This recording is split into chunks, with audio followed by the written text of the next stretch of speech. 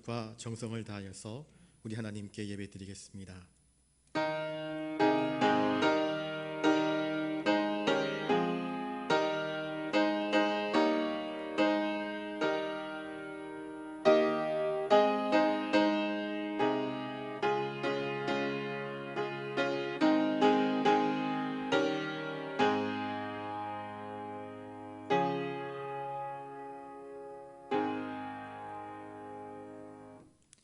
여호와를 경외하는 것이 지식의 근본이거늘 미련한 자는 지혜와 훈계를 멸시하느니라. 내 아들아, 내 아비의 훈계를 들으며 내 어미의 법을 떠나지 말라. 이는 내 머리에 아름다운 관이요 내 목에 금사슬이니라. 거룩하신 주님, 수요예배드리러 나와 주님 앞에 엎드려 주님을 찬송하며 주님께 경배드립니다.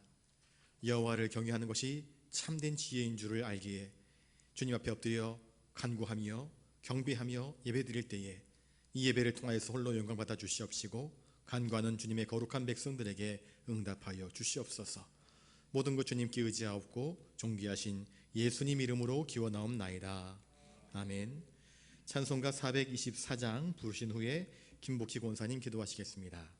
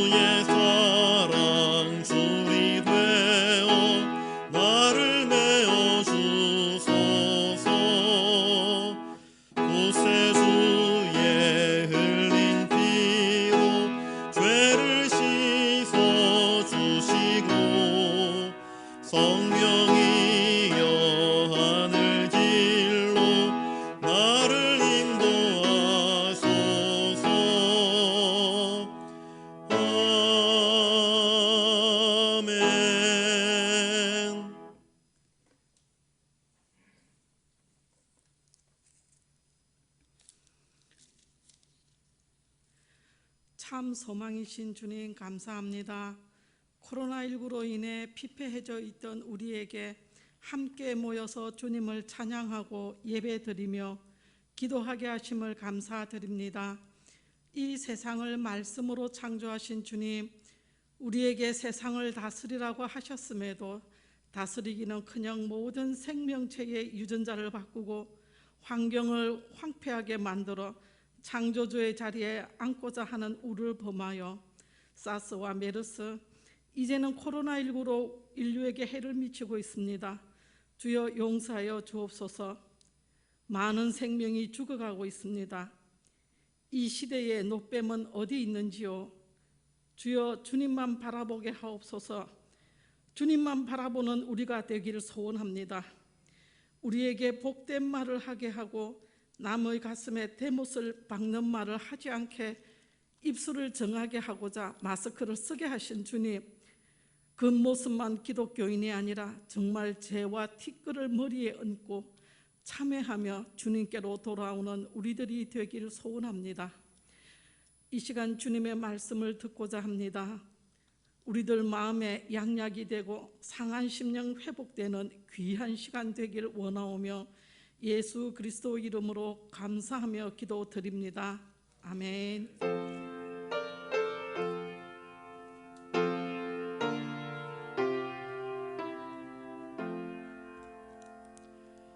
이 시간 하나님께서 우리에게 주시는 말씀은 구약성경 출애굽기 20장 17절에 있는 말씀입니다.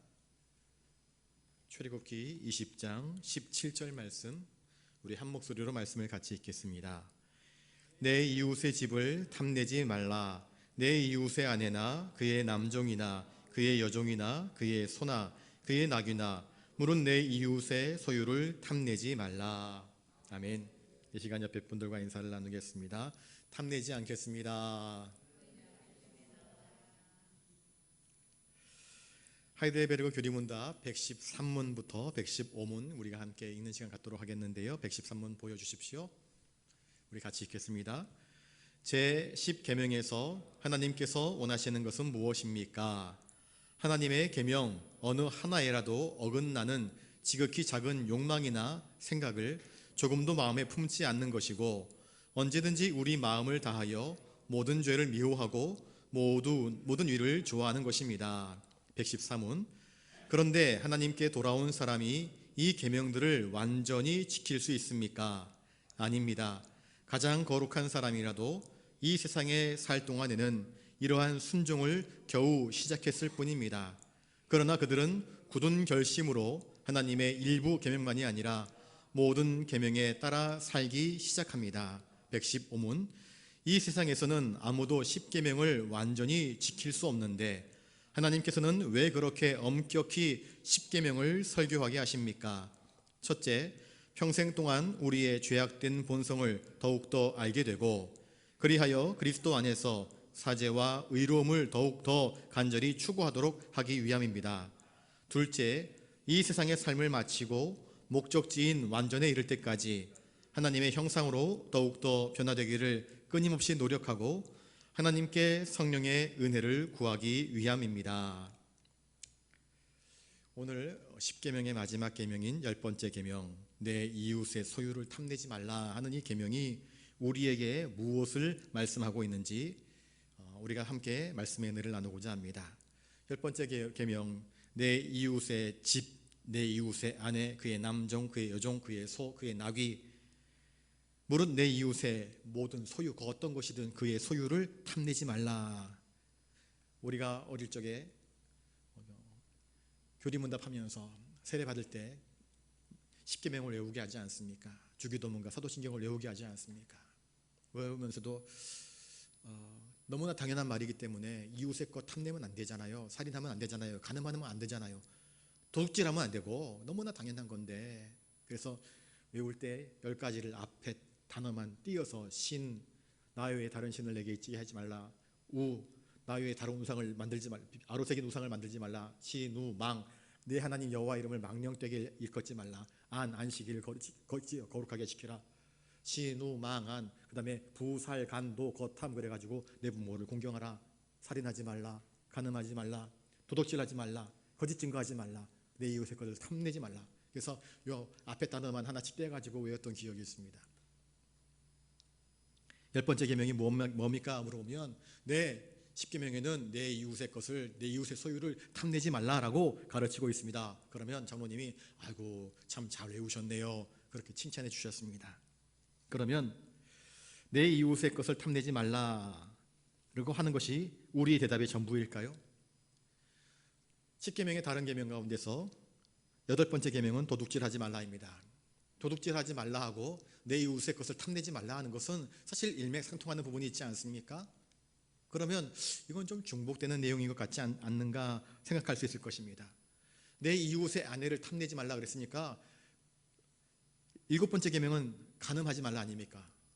그러니 이건 역시도 좀 중복되는 내용이 아닐까 그렇게 생각할 수 있을 것입니다. 그런데 10계명의 내용들 하나하나는 단순하게 반복된 내용이 아닙니다. 하나님께서 불필요하게 이런 말들을 늘어놓으신 것이 결코 아닙니다. 모세를 통하여서 친히 하나님께서 돌판 위에 그 말씀들을 아로새겨 놓으신 것은 그냥 이유 없이 생각 없이 그냥 적어 놓은 것이 아닙니다. 그 속에는 계명 전체의 요약과 정신이 담겨져 있습니다. 우리가 이제 그것을 알아보고자 합니다. 10계명의 첫 번째 계명이 무엇입니까? 나 외에 다른 신을 너에게 있게 하지 말라. 하나님만 섬기라는 것이 사실은 전체 계명의 주제입니다. 10계명은 우리로 하여금 하나님을 바라보게 하라 말씀합니다. 하나님을 의지하라. 하나님을 바라보라. 이것을 요구하고 있습니다. 나 여호와는 창조주 하나님, 너희를 구원하는 하나님이다. 우리는 하나님만을 섬겨야 됩니다. 하나님 말씀에 귀를 기울이는 자는 하나님 말씀에 귀를 기울이는 자는 하나님만 섬길 수밖에 없습니다. 그런데 이 하나님 말씀에 귀 기울이지 않는 자는 불신앙하고 불순종할 수밖에 없습니다. 그리고 하나님 아닌 다른 것들에 나아가 엎드려 절을 합니다. 하나님 아니어도 얼마든지 인생을 살아갈 수 있다 여기면서 인생을 살아나갑니다. 그래서 헛된 것들에 자신의 삶을 내어 맡긴 채 본의 아닌 우상 숭배자가 되어버립니다. 여러분, 하나님 아닌 것들을 인생의 제일 원칙으로 삼는 것 자체가 우상 숭배입니다. 하나님은 하나님의 자리를 결코 빼앗기기를 원치 않습니다. 하나님이 우리의 창조주이신 것을, 우리의 구원자이신 것을 결코 잃어버리기를 원치 않습니다. 그런데 하나님 말씀에 귀를 기울이지 않는 자들은 하나님 아닌 다른 것들, 그게 명예이든 권력이든 돈이든 그것에 온통 마음을 빼앗긴 채 인생을 살아간다고 한다면 그것이 자기들이 믿는 신입니다. 그것이 자기 인생의 표대인 것입니다. 그런 의미에서 나 외에 다른 신을 내게 있게 하지 말라 한 것은 십계명 전체의 주제입니다. 같은 관점에서 이 10번째 계명, 내 이웃의 소유를 탐내지 말라 하는 것은 전체 계명의 요약이라 이야기할 수 있습니다. 5번째 계명은 두 번째 돌판의 첫 번째 계명 아니겠습니까? 십계명은 두 돌판으로 되어 있습니다. 첫 번째부터 네 번째까지는 하나님에 관련된 계명, 5번째부터 10번째까지는 사람과 사람 사이에 관련된 계명인데, 두 번째 돌판의 첫 번째 계명, 내 부모를 공경하라 하는 것은 첫 번째 돌판, 곧 하나님을 경외하는 것, 그 다음에 사람을 사랑하는 것에 가교를 잇는 역할을 합니다. 부모를 공경할 줄 모르는 자는 하나님을 공경할 줄 모릅니다. 눈에 보이는 내 형제를 사랑하지 않고 하나님을 사랑한다? 거짓말하지 말라. 성경은 그렇게 우리에게 가르쳐주고 있습니다. 그러나 이 두 번째 돌판 역시도 마찬가지로 하나님을 의식하지 않으면 결코 우리가 순종할 수 없는 것입니다. 십계명은 차라리 전체가 하나의 유기적인 생물체와도 같습니다. 이 모든 계명이 하나의 목적을 향해서 달려나가고 있습니다.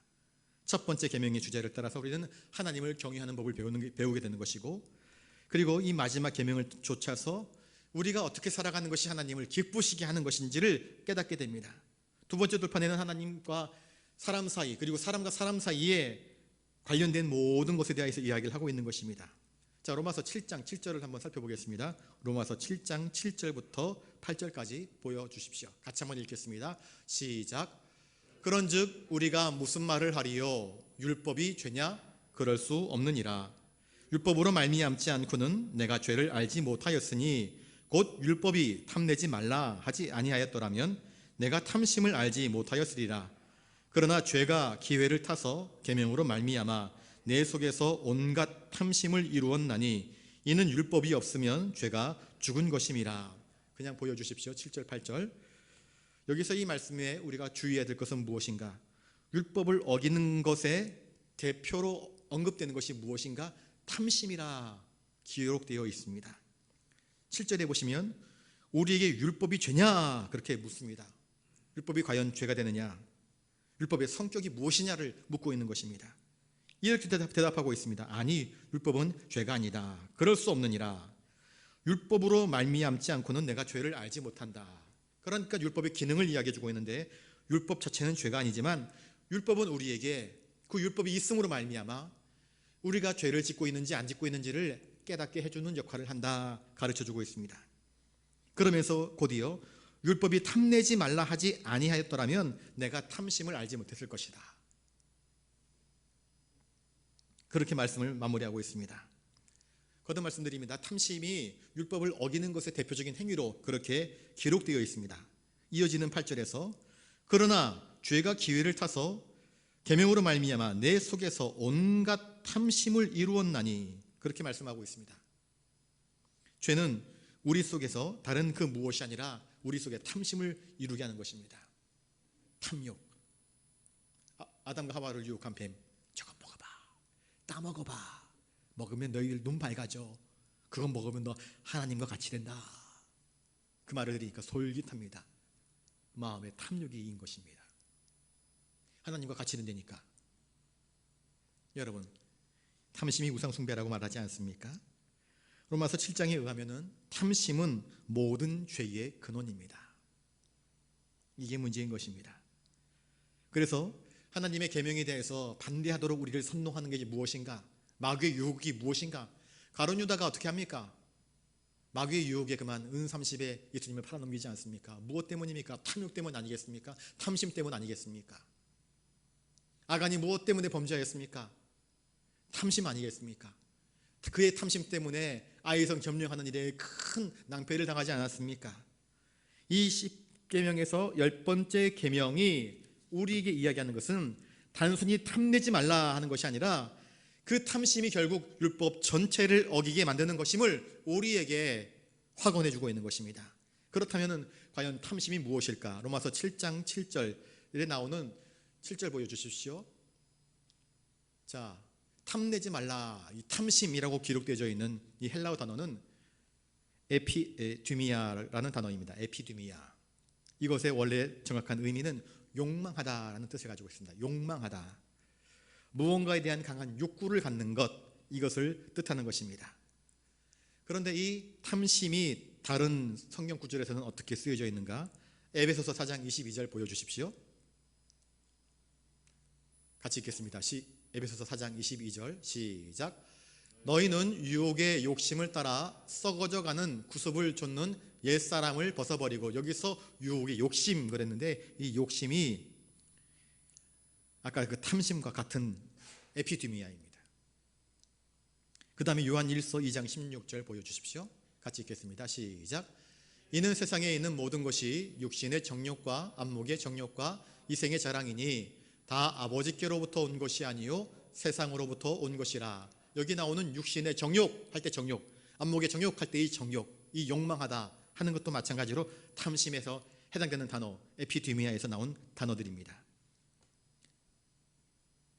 이 모든 것들은 아버지께로부터 온 것이 아니라 이야기를 하고 있습니다. 그럼 어디서 왔을까요? 사탄 마귀로부터 온 것입니다. 육신의 정욕, 안목의 정욕, 이 탐심들이 결국 죄로 기울어지는 이 그릇된 욕망들이 바로 사탄 마귀에게서부터 비롯된 것임을 이야기해 주고 있습니다. 이 10계명의 10번째 계명은 우리에게 탐심을 이야기하면서 우리 인간 내면의 가장 깊은 문제 가운데 하나가 바로 이 욕망의 문제임을 이야기하고 있는 것입니다. 궁극적으로 사람이 율법을 범하는 근원이 무엇인가? 인간의 욕망, 탐심이다. 육신의 정욕, 안목의 정욕을 추구하는 그것들이다 말씀을 하고 있습니다. 율법에 대하여서 반항하는 그 모든 생각들은 어디서 나오는가? 바로 세상의 것을 탐하고 하나님이 아닌 다른 것들을 탐하는 마음에서 비롯되는 것이다.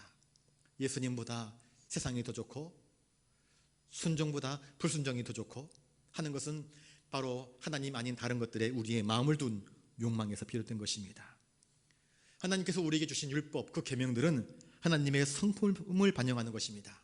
그러니 하나님의 성품을 본받은 사람들은 하나님의 계명, 하나님의 성품을 담은 그 계명들을 듣는 것을, 그리고 그 계명을 지키는 것을 즐거워할 수밖에 없습니다.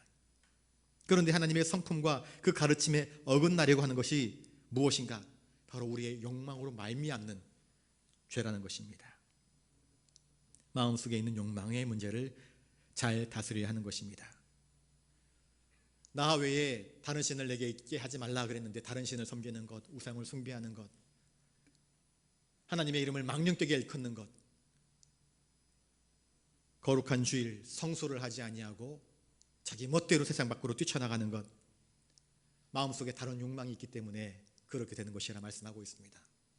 부모를 공경하지 않는 것, 부모보다 돈이 더 좋고 부모보다 세상이 더 좋기 때문입니다. 노는 게 더 좋기 때문입니다. 살인하지 말라 그러는데 살인하는 이유는 무엇입니까? 자기 욕망을 컨트롤하지 못하기 때문입니다. 가인과 아벨을 보십시오. 하나님께서 뭐라 말씀하십니까? 가인에게 죄의 소원은 너에게 있지만 너는 그 죄를 다스려야 된다. 그런데 가인은 하나님 말씀 듣지 않습니다. 몰래 들여나가서 아벨을 쳐 죽여버립니다. 죄의 욕망, 이것을 컨트롤하지 못하는 것입니다. 부모님 말씀에 순종하지 않는 것, 형제의 그리고 이웃의 생명을 귀하게 여기지 않는 것, 마음속에 음란한 마음을 품는 것, 남의 것을 탐내는 것, 이 모든 것들이 결국에는 이 그릇된 욕망에서 비롯된 것임을 이야기하고 있습니다. 그러니 10번째 계명은 10계명 전체를 정리하면서 우리의 인간의 모든 죄의 근본적인 실체가 바로 욕망의 문제, 정욕의 문제인 것을 우리에게 꽉 짚고 넘어가고 있습니다. 113문을 우리 보여주십시오. 113문입니다. 같이 읽겠습니다. 시작. 제10계명에서 하나님께서 원하시는 것은 무엇입니까? 하나님의 계명 어느 하나에라도 어긋나는 지극히 작은 욕망이나 생각을 조금도 마음에 품지 않는 것이고, 언제든지 우리 마음을 다하여 모든 죄를 미워하고 모든 의를 좋아하는 것입니다. 여기서 핵심도 마찬가지로 우리의 마음입니다. 마음. 우리 마음의 문제를 이야기하고 있습니다. 10번째 계명의 이 포인트는 우리 마음의 문제, 마음속에 무엇이 있는가? 욕망인가? 아니면 순결함인가? 살인하지 말라 하는 계명을 우리가 접하게 되면 예수님께서 산상수훈에서 살인하지 말라, 옛율법에서는 살인하지 말라 그랬는데 그것을 무엇이라 풉니까? 마태복음 5장 25절 형제에게 대하여 노하는 자마다 심판을 받게 된다. 형제에게 나가라, 미련한 놈이라 하지 말라. 하나님이 진노하신다 말씀합니다. 여러분, 형제에 대해서 미워하는 마음, 분노하는 마음, 욕하는 마음을 품는 것 자체가 이미 살인의 동기를 갖게 되는 것입니다. 거기서부터 문제를 해결해야 됩니다. 이것도 역시 마찬가지로 주님께서는 행위로 문제를 접근해 나가시는 것이 아니라 우리의 내면, 우리의 태도, 우리의 중심, 우리의 마음의 동기가 무엇인지를 주님은 살펴보기를 원하시는 것입니다. 간음하지 말라 그랬습니다.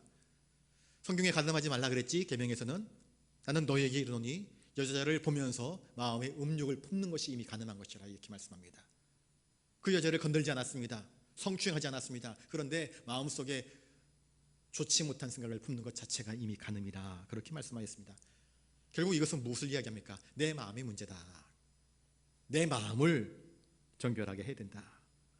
마음의 문제를, 이 욕망의 문제를 우리가 잘 풀어나가지 않으면 안 된다. 예수님께서 구약의 계명들을 풀어나가는 방식이 바로 이것이었습니다. 그 사람이 무엇을 했느냐 안 했느냐 이것을 보는 것이 아니라 그 사람의 마음이 무엇인가, 우리의 내면을 감찰하신 하나님께서, 우리 주님께서 그 안에 무엇이 있느냐, 그것에 따라서 그 사람의 열매가 나타난다. 사람의 입으로 들어가는 것이 그를 더럽게 하는 것이 아니라 입에서 나오는 것이 더럽게 하는데, 입에서 나오는 것이 무엇으로 나오는가? 마음속에 있는 생각, 마음속에 있는 분노, 마음속에 있는 원망, 마음속에 있는 불평들이 행동으로 드러나게 되는 것 아니냐. 그것이 입술의 열매이고 행위의 열매가 아니냐. 그 근본이 무엇이냐, 어디에 있느냐? 마음에 있다 가르쳐주고 있습니다. 결국 10계명의 문제가 마음의 문제라는 것을 이야기하고 있는데, 그러면 우리가 마음을 잘 컨트롤하면, 마음을 잘 다스리면, 요가에서 하는 것처럼 명상하면, 묵상하면, 기술을 하면, 산에 올라가서 돛 닦으면 우리 마음의 문제를, 마음을 청경지수로 만들 수 있을까? 많은 사람들이 마음의 문제를 다스리기 위해서 애쓰지 않습니까? 다른 종교들도 그렇고요. 그래서 고행도 하고 금식도 하고 하지 않습니까? 마음의 문제를 해결하면 될 텐데 왜 우리는 우리의 마음을 제어하지 못할까요? 아주 간단한 건데 이미 답은 알고 있습니다. 마음을 제어해라. 마음을 제어해라. 마음을 다스려라. 이 욕망의 문제만은 다스리면 10계명을 온전히 준수할 수 있는데 그것을 왜 지키지 못할까? 왜 그럴까요? 성경은 그것이 바로 우리가 죄인이기 때문이라 이야기하고 있습니다. 죄 때문에. 아담과 하와의 타락은 그의 껍데기만 더럽힌 것이 아니라 내면을 더럽혔습니다. 원래 욕망은 좋은 것입니다. 원래 욕망은 어떤 욕망인가? 하나님을 향한 거룩한 욕망이었습니다. 하나님과 함께하고 싶은 욕망, 하나님을 찬양하고 하나님의 영광된 그 일들을 동참하고, 하나님께서 이 모든 에덴 동산을 다스리라 그랬으니까 하나님이 맡기신 사역들을 열심히 감당하면서 하나님을 기쁘시게 하는 거룩한 욕망이었던 것입니다. 그게 본질적인 에피디미아였습니다. 그런데 타락으로 말미암아 그 에피디미아, 거룩한 욕망이 변질되어 버리고 말았던 것입니다. 죄가 들어오면서 그 내면이 완전히 망가져 버린 것입니다. 우리의 에피디미아, 우리의 마음이, 우리의 선한 욕망이 뒤틀려 버려서 왜곡되어져 버린 것입니다. 그래서 가지 말아야 할 곳으로 가고, 보지 말아야 할 것을 보고, 듣지 말아야 할 것을 듣고, 말하지 말아야 할 것들을 말하고, 행하지 말아야 할 행동들을 하는 것입니다. 마음의 문제, 마음만 제대로 컨트롤하면 될 것 같은데 되지 않습니다. 할 수도 없습니다.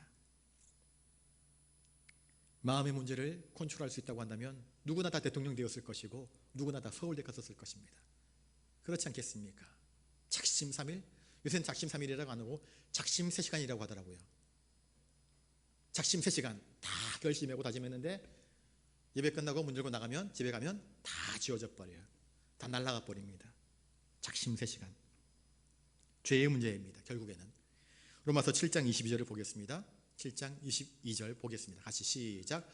내 속사람으로는 하나님의 법을 즐거워하되 내 지체 속에 한 다른 법이 내 마음의 법과 싸워 내 지체 속에 있는 죄의 법으로 나를 사로잡는 것을 보는도다. 호호라, 나는 곤고한 사람이로다. 이 사망의 몸에서 누가 나를 건져내랴. 그러므로 우리 모두는 죄로 말미암아 망가진 에피디미아, 망가진 마음, 망가진 욕망을 가지고 있다는 것을 우리가 깨달아야 합니다. 그러면 왜 하나님께서 우리에게 십계명을 주셨을까? 하나님, 저 십계명을 지키고 싶은데, 말씀대로 살고 싶은데 내 안에 있는 죄의 본성이 사도 바울의 고백처럼 내 속사람으로는 하나님의 법을 즐거워하는데 내 지체 속에 또 다른 한 법이 있어서 내 마음의 법과 싸워서 내 지체 속에는 죄의 법으로 나를 사로잡아가는 것을 내가 본다. 마음속의 갈등, 이래야 되는데 선한 곳으로 나아가고자 하는 마음과 악한 곳으로 끌려가고자 하는 이 두 영혼 안에 있는 두 갈등이 우리를 힘들게 합니다. 율법은 바로 아까도 이야기했던 것이피 우리의 죄를 깨닫게 하는 것입니다. 여러분, 계명을 지키려고 애를 써보십시오. 지켜집니까? 지켜지시든가요? 계명은 지키려고 애쓰는 것이 결코 아닙니다. 계명을 온전히 지킬 수 있다고 한다면 자력 구원이 가능합니다. 여러분, 기독교는 자력 구원이 아닙니다. 철저하게 하나님의 구원을 이야기하고 있습니다. 인간의 구원에 있어서 인간의 노력은, 인간의 공로는 단 0.001%도 없음을 이야기하고 있습니다. 온전히 하나님의 은혜, 하나님의 구원이심을 선포합니다. 율법의 역할은 죄를 깨닫게 하는 것입니다. 그렇구나. 나 자신의 수고, 나 자신의 노력, 나 자신의 공로로는 결코 구원받을 수 없음을 깨닫게 하는 것이 바로 계명의 역할입니다. 113원을 같이 읽겠습니다. 113원 보여주십시오. 시작.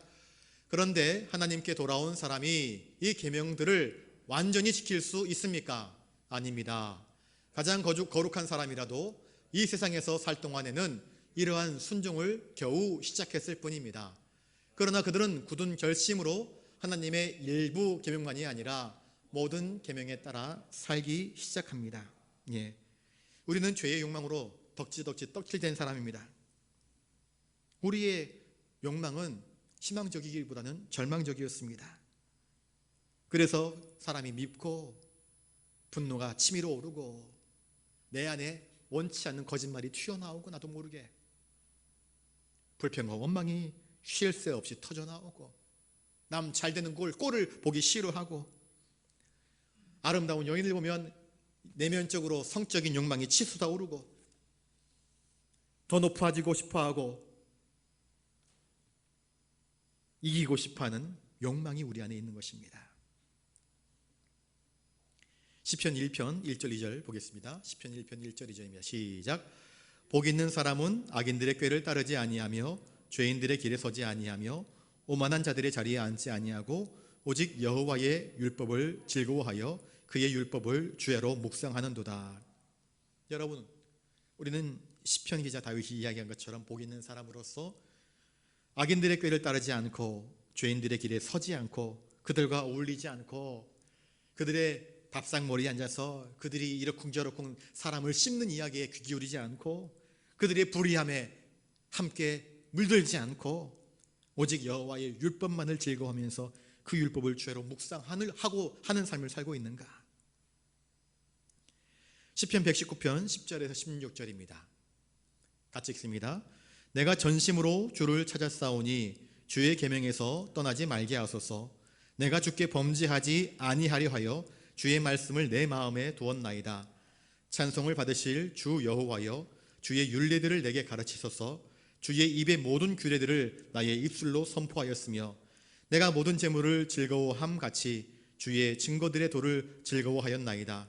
내가 주의 법도들을 작은 소리로 읊조리며 주의 길들에 주의하며 주의 율례들을 즐거워하며 주의 말씀을 잊지 아니하리이다. 우리의 타락한 에피디미아,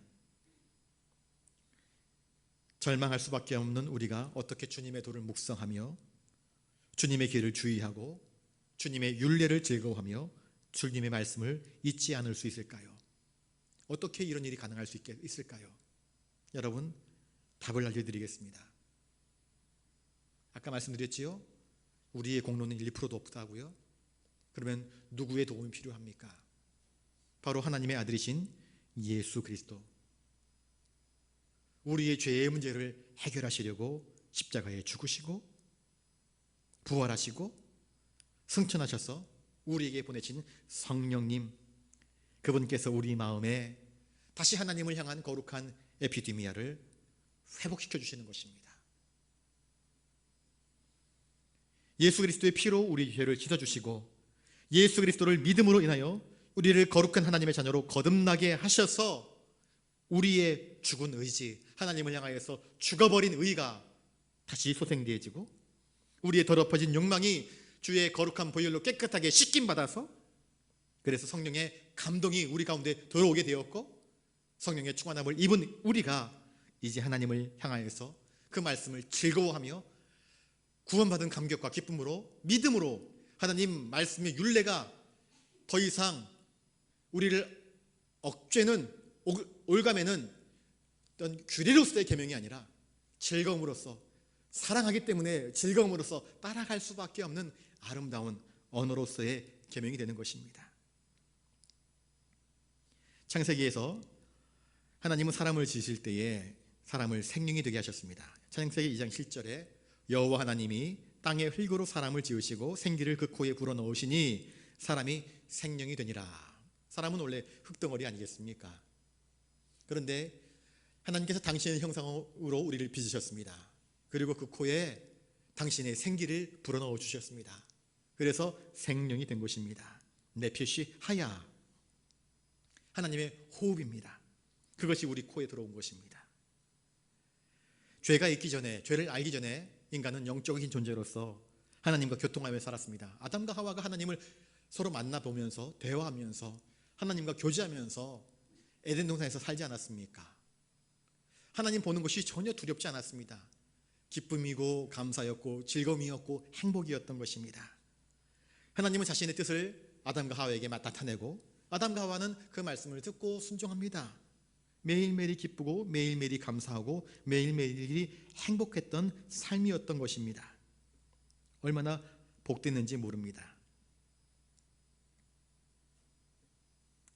그런데 그것이 죄로 인해서 완전히 부서져 버린 것입니다. 깨져버린 것입니다. 그래서 에덴 동산에서 쫓겨나지 않았습니까?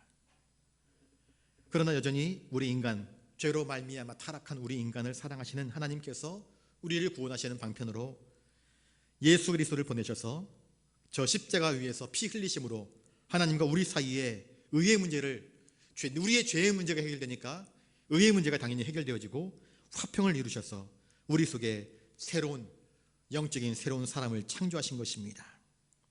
그 성령으로 거듭난 사람이 다시 하나님을 향해서 거룩한 소망을 품고 열망을 품고 하늘나라에 대한 소망을 가지고 오늘을 살아갈 수 있는 것입니다. 그래서 온전히 100% 하나님께서 원하시는 삶을 살지 못하지만 이제 시작한 사람으로서 한 걸음 한 걸음 어린아이가 걸음마를 걷듯 하나님이 기뻐하시는 그 아장아장 걸음을 시작하는 것입니다. 그리고 조금씩 조금씩 성장해 나가겠지요. 그러면서 그리스도의 성화를 이루어가는 것임을 성경은 우리에게 이야기해 주고 있습니다. 나 자신을 망가뜨린 것은 나의 죄 때문이었습니다. 그런데 나를 새롭게 하신 것은 나 자신의 선택과 결단이 아니라 우리 구주 예수 그리스도의 은혜, 하나님의 사랑, 성령의 교통하심으로 말미암아 이루어진 사건임을 성경은 우리에게 선포하고 있는 것입니다. 십계명이 바로 이것을 우리에게 가르쳐주고 있습니다. 이제는 우리가 이제 겨우 순종을 하기 시작했습니다. 겨우 하나님을 제대로 찬송하는 법을 배웠고 겨우 믿음의 발걸음을 한 걸음 한 걸음 걸을 수 있게 된 것입니다. 그리고 그 계명을 기쁜 마음으로, 감사한 마음으로 한 걸음 한 걸음 터벅터벅 걸어갈 수 있게 된 것입니다. 그러니 이 10계명은 우리가 행위적인 관점에서, 그 인간의 법적인 관점에서 바라보는 것이 아니라 그 마음의 내면, 동기, 그 본질적인 것으로 바라보게 될 때에 이것이 비로소 해석될 수 있음을 성경은 우리에게 말씀해 주고 있습니다. 115문을 보겠습니다. 115문입니다. 자, 시작. 이 세상에는 아무도 10계명을 완전히 지킬 수 없는데 하나님께서는 왜 그렇게 엄격히 10계명을 설교하게 하십니까? 첫째, 평생 동안 우리의 죄악된 본성을 더욱더 알게 되고 그리하여 그리스도 안에서 사죄와 의로움을 더욱더 간절히 추구하도록 하기 위함입니다. 둘째, 이 세상의 삶을 마치고 목적지인 완전에 이를 때까지 하나님의 형상으로 더욱더 변화되기를 끊임없이 노력하고 하나님께 성령의 은혜를 구하기 위함입니다. 이제 우리는 더 이상 이 10계명을 행위의 관점에서 보지 않습니다. 우리는 그리스도의 십자가 은혜로 말미암아 우리의 내면, 우리의 본질이 변화되었습니다. 거듭나 새 생명 얻은 자가 되었습니다. 하나님의 자녀가 되었습니다. 이 10계명은 더 이상 한솔아, 너의 행위를 바라보지 마라. 네가 무엇을 하려나, 무엇을 했다, 너의 자랑과 수고를 바라보지 마라. 뭘 바라보는가? 처음부터 끝까지 하나님만 바라봐라. 예수님만 바라봐라. 신앙생활할 때 나 이렇게 했는데 저 사람 나 이렇게 한 거 안 알아줘요. 그런 거 보지 마. 예수님만 바라봐. 예수님이 어떻게 하셨지? 예수님이 왜 그렇게 하셨지? 예수님이 너에게 뭘 말씀하시지? 예수님이 우리에게 주고자 하신 것이 무엇이지? 너는 그것을 통해서 사람에게 인정받으려고 하느냐? 그거 탐욕이야, 탐욕. 그거 내려놔라. 너 하나님 바라봐야 된다. 주님 바라봐야 된다. 내가 한 것, 내가 하고 싶은 것, 이러한 욕망의 문제들을 해결해라. 신앙은 나를 바라보는 것이 아니라 그리스도를 바라보는 것이라 는 것을 10계명은 우리에게 가르쳐주고 있습니다. 저를 따라서 한번 해보겠습니다. 신앙은 나를 바라보는 것이 아니라 주님을 바라보는 것입니다. 주님을 바라볼 때에 주님과의 교통이 있습니다. 주님께서 부어주시는 성령의 은혜가 있습니다. 그리고 그 성령의 감동으로 우리에게 주어진 일들을 감당할 수 있는 것입니다. 겨우겨우 걸어가지만 주님께서 우리를 붙드시는 한 그 걸음에 실족이 없습니다. 실패가 없습니다. 그리고 그리스도의 완전한 성화에 이를 때까지 하나님은 끊임없이 우리를 이끌어 가실 것입니다. 여러분, 내 힘으로 노력하면 안 됩니다. 내 힘으로 무언가를 해보려고 하면 넘어집니다. 하나님 의지하십시오.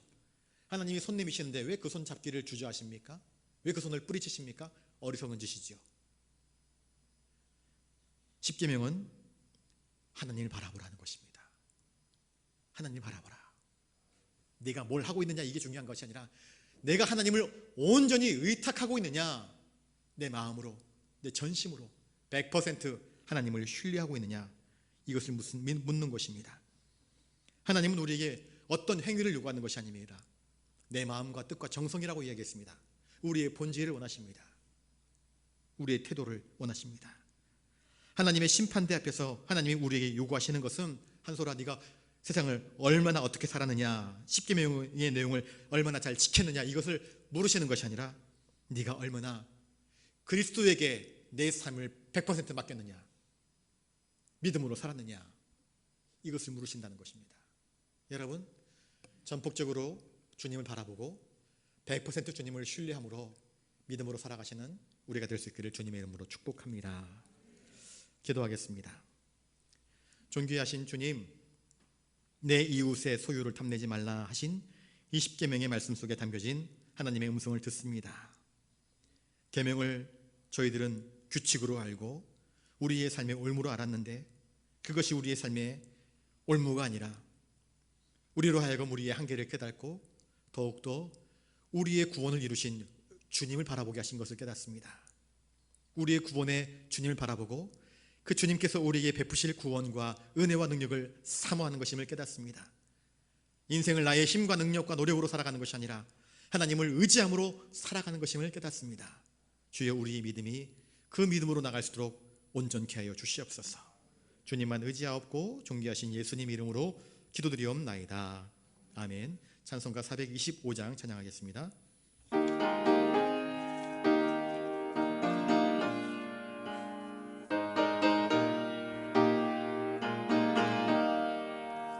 주님의 뜻을 이루소서. 고요한 중에 기다리니 진흙과 같은 날 빚으사 주님의 형상 만드소서. 주님의 뜻을 이루소서. 주님 발 앞에 엎드리니 나의 맘속을 살피시사 눈보다 희게 하옵소서.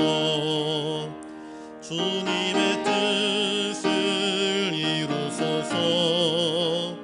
병들어 몸이 피곤할 때 권능의 손을 내게 펴사 강건케 하여 주옵소서. 주님의 뜻을 이루소서. 온전히 나를 주장하사 주님과 함께 동행함을 만민이 알게 하옵소서.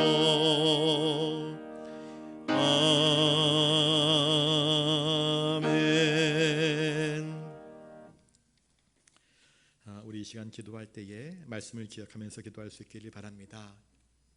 계명을 통해서 우리가 깨닫는 것은 우리의 전적인 무능함입니다. 내 힘으로는, 내 능력으로는 할 수 있는 것이 없습니다. 주님의 은혜에 내가 무엇을 더할 수 있겠습니까? 주님의 구원에 내가 무엇을 더할 수 있겠습니까?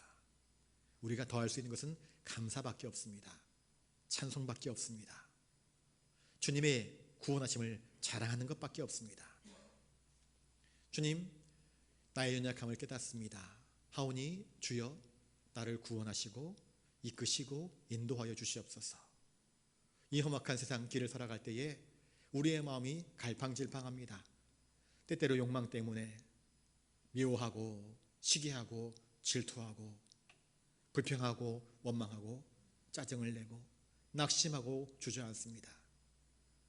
주님을 바라보지 못하고 세상을 바라보고 주님을 바라보지 못하고 나의 욕망을 바라보기 때문에 자주 넘어집니다. 주님, 연약한 우리들에게 은혜를 베푸시사 온전히 주만 바라보게 하여 주시옵소서. 주님만 의지하게 하여 주시옵소서. 다윗의 고백처럼 복 있는 자의 삶을 살아갈 수 있도록 주여 성령으로 우리를 이끄시고 인도하여 주시옵소서. 기도하실 수 있기를 바랍니다. 우리 아프신 환자분들을 위해 기도해 주시길 바라고요. 이번 주 추수감사 주일로 지키게 됩니다. 전교인 예배로 드리게 될 터인데 온가족 예배로 드리게 될 터인데 우리 이번 주부터 해서 온 가족이 모이게 되면 11월 넷째 주부터 교회 학교가 시작될 예정입니다. 한 9개월 거의 10개월 가까이 교회 학교가 멈춰서 있었습니다. 이제 재개를 해야 될 터인데 여러분 위해서 기도해 주십시오. 무엇이든지 다시 시작하는 것이 쉽지 않습니다. 다시 정말 눈사람을 만들 때 처음 눈동이가 점점 커지는 것이 어렵지 않습니까? 그런데 눈동이가 한번 커지게 되면 점점 커지게 될 수밖에 없습니다. 다시 시작하는 교회 학교, 우리 교사들 그리고 우리 부장 선생님, 우리 교역자들 도와서 하나가 되어서 교회 학교가 다시 잘 든든히 세워질 수 있도록 기도해 주시길 바라고요. 오늘도 또 김상철 선교사님 선교편지 보내왔는데 나가다 보시면 게시판에 선교편지 붙여놨습니다. 선교의 현장이 너무나 어렵다고 이야기를 하고 있습니다. 그래도 버티면서 그 선교의 현장을 지키는 그런 아름다운 모습들이 있습니다. 우리 선교사님들을 위해서 기도해 주시길 바라고요. 수능 시험이 12월 3일로 연기되어서 추울 때 시험을 보게 될 터인데 우리 수험생들을 위해서 기도해 주시고 우리 교회의 모든 직분자들을 위해서 기도해 주시고 또 우리 자치단체 이제 총회를 해야 될 터인데 귀한 일꾼들이 세워질 수 있도록 여러분들 기도해 주시고 나라와 정치 경제의 안정을 위해서 기도해 주시고 가지고 나오신 개인적인 기도 제목을 놓고 우리 시간 한 3, 4분 정도 같이 기도하도록 하겠습니다. 기도하겠습니다. 거룩하신 주님, 우리에게 말씀을 주시고 계명을 주신 주님의 그 놀라우신 사랑을 다시 한번 깨닫습니다. 주여, 주님께서 우리에게 주신 그 모든 말씀들 하나하나가 그저 글자로만 읽을 때는 해석되지 않았는데 예수 그리스도의 마음으로 주님께서 허락하신 성령의 마음으로 이 말씀을 풀이해 나갈 때에 하나하나 그 말씀의 의미를 깨달아 알 수 있게 된 것을 감사드립니다. 계명을 주신 것도 우리로 힘들게 하고 우리를 옥죄려 한 것이 아니라 바로 우리의 전적인 무능함을 깨닫고 더욱더 주님을 의지하고 주님을 바라보고 주님의 도우심을 구하며 더 깊고 견실한 믿음으로 세워지게 하시려고 하시는 하나님의 위대한 계획인 것을 깨닫습니다. 주님을 바라보지 못하고 내 힘으로 내 능력으로 내 수고로 무엇인가를 해보려고 했었던 우리의 연약함을 깨닫습니다. 이제 그것을 내려놓기를 원하옵나이다. 주여 도우시사 주님 바라보면서 믿음으로 행할 수 있도록 도와주시옵소서. 주님, 이제 추수감사절 절기를 맞이해서 새벽 기도회가 진행되고 있습니다. 우리 성도들 새벽을 끼우며 기도하는 믿음의 성도들 되게 하여 주시옵소서. 추수감사절에 온 가족이 함께 모여서 주님께 나와 예배드리게 하여 주시옵시고 또 11월 22일 교회학교가 다시 모임이 재개되어지고 또 자치단체 총회를 통하여서 귀한 일꾼들을 선출하고자 합니다. 주님, 이 모든 교회의 행사 가운데에 함께 해주시옵소서. 주님의 기뻐하시는 뜻대로 이루어져 가게 하여 주시옵소서. 코로나로 인하여서 더욱더 힘들어진 선교의 현장 가운데에서 오늘도 눈물을 흘리며 주어진 선교의 현장에서 어렵지만 힘들지만 눈물겹지만 충성하며 그 자리를 지키며 믿음으로 반응하는 선교사님들 계십니다. 주님, 그 사역을 기쁘게 여겨주시옵시고 붙잡아 주시옵소서. 우리 한국교회 코로나19로 인해서 많이 열악한 가운데 있습니다. 미자립 교회들 또 개척교회들 너무나 열악한 환경 가운데에서 어찌할 바 그 길을 알지 못하는 가운데 있습니다. 주님, 그 길을 인도하여 주시옵소서. 교회에 아프신 환우분들 또 연로하신 어르신들 건강을 붙들어 주시옵시고 수능 시험을 준비 중인 우리 수험생들을 붙잡아 주시옵시며 이제 교회 학교 교사들 우리 구역장님들 권찰님들 자치기관 찬양대 교회 모든 봉사자들 주님 기억하여 주시옵시며 이 나라 정치 경제 국방 여러 가지 방면에 있어서 심히 걱정스럽고 안타까운 일들이 발생하고 있는 상황 가운데 있습니다. 들려오는 뉴스들은 우리의 마음을 울적하게 만듭니다. 하오니 더욱 주님을 의지합니다. 주님밖에 우리가 의지할 데가 없음을 깨닫습니다. 주여 도우시고 이 모든 악함에서 우리를 건져내 주시옵소서. 이 모든 수렁에서 저희들을 건져내 주시옵소서. 주여 은혜를 능력을 도우심을 허락하여 주시옵소서.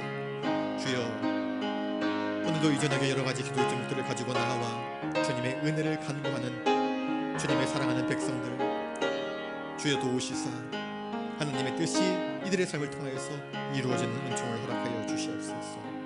주여 도와주시옵소서.